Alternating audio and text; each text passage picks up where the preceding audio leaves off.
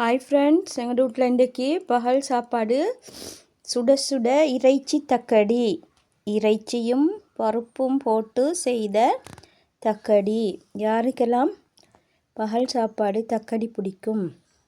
இந்த பாருங்கள், இது மாதிரி அவிச்ச கோதுமை மாவும் அரிசி மாவும் கலந்து தேங்காயும் போட்டு பிசைஞ்சி சுட சுட நாங்கள் தக்கடி செஞ்சுக்கிறோம். இது எங்களோட பகல் சாப்பாடு. இது மாதிரி யாருக்கெல்லாம் பிடிக்கும்? நல்ல டேஸ்டியான முள்ளு இறைச்சி கறியை வச்சு தான் செஞ்சுக்கிறோம்.